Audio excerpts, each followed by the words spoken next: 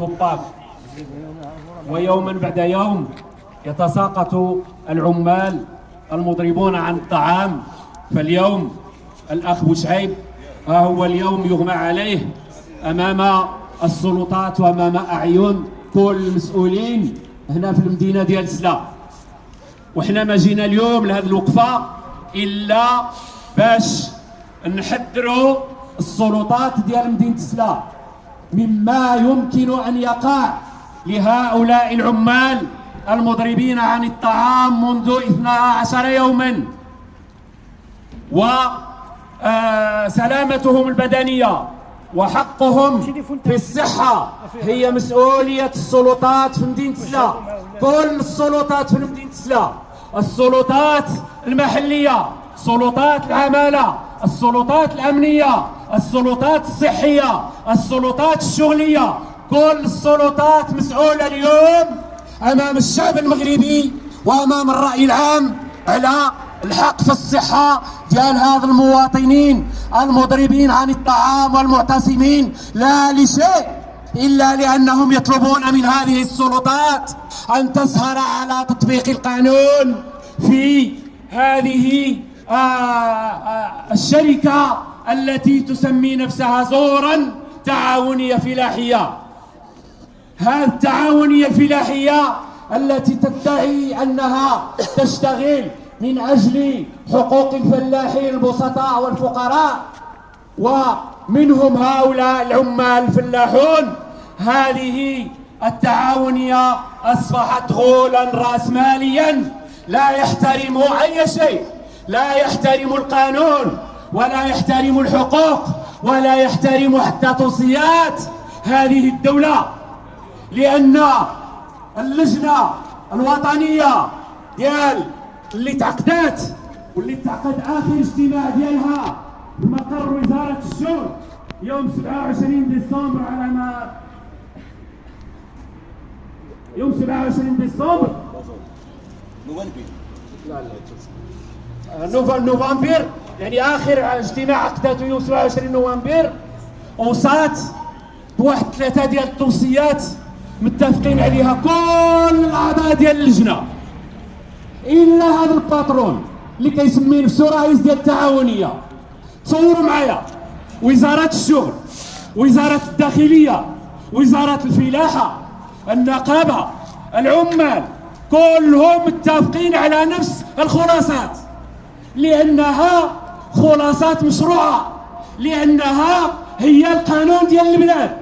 فاذا به كيجي هذا الباترون ويقول لك انا ما متفقش مع الخلاصات ديالكم، يعني انا ما متفقش مع القانون ديالكم، يعني هذا الباترون راه فوق القانون، فوق سلطات السلطات، فوق سلطات الحكومه، وفوق سلطات البلاد. هذا عار على اننا نستمر في هذه المزله وفي هذا العبث. السلطات من مسؤوليتها، كما أنها جات اليوم بكل قواتها تهددنا لأننا نمارس حقنا وحريتنا المشروعة. نبغيوها السلطات توقف اليوم أمام القانون، أنها تطبق القانون. هذه الناس اللي واقفين هنا هما اللي كيحرصوا على تطبيق القانون في هذه البلاد. هذه العمال المضربين عن الطعام مضربون عن الطعام لأنهم يدافعون عن القانون، فدافعوا عنهم، دافع عنهم أيتها البلاد، أيتها الدولة، أيتها الحكومة، أيتها السلطات. عار أن يستمر هذا العبث. على كل حال لتغيير الوضعية، اضرب الطعامية لتغيير الوضعية، اضرب الطعامية لتغيير الوضعية، واضرب الطعامية لتغيير الوضعية، واضرب الطعامية لتغيير الوضعية. هاد العمال هما اللي حريصين على القانون. من يخرق القانون فهو هذا الباترون الرئيس ديال التعاونية، وكل من يدافع عنه وكل من يمنع الاحتجاجات ضده فهو يمارس نفس ممارساته، فهو يدعمه في خرقه للقانون. وكما أننا نحتج اليوم امام العماله ديال السلا او خلف العماله ديال السلا ماشي امامها. سنستمر في الاحتجاج امام كل السلطات المعنيه، سواء هي هنا امام السلطات الشغليه او امام السلطات الصحيه، لان تعامل ديال المستشفى ديال سلا مع هاد المضربين عن الطعام لما كيوصل تما مغمى عليهم يتعامل معهم بشكل غير مسؤول، يرمون هناك في البو ويطلب منهم الأداء قبل أن يتم فحصهم، وهذه جريمة من الجرائم. فين مشى القسم ديال أبي قرات؟ فين مشات المهمة ديال المستشفى؟ فين مشات المهمة ديال الطبيب وغيره؟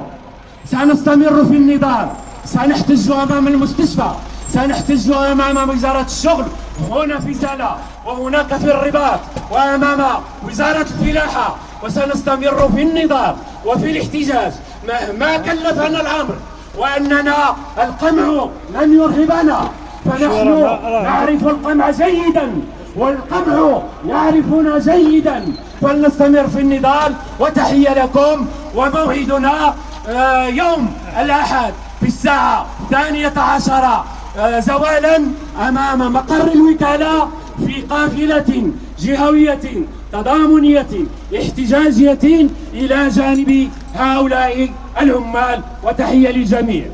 الشعب يوما أراد الحياة فلا بد أن يستجيب القدر، ولا بد لليل أن ينجلي، ولا بد للقيد أن ينكسر. إذا الشعب يوما أراد الحياة فلا بد أن يستجيب القدر، ولا بد لليل أن ينجلي، ولا بد للقيد أن ينكسر.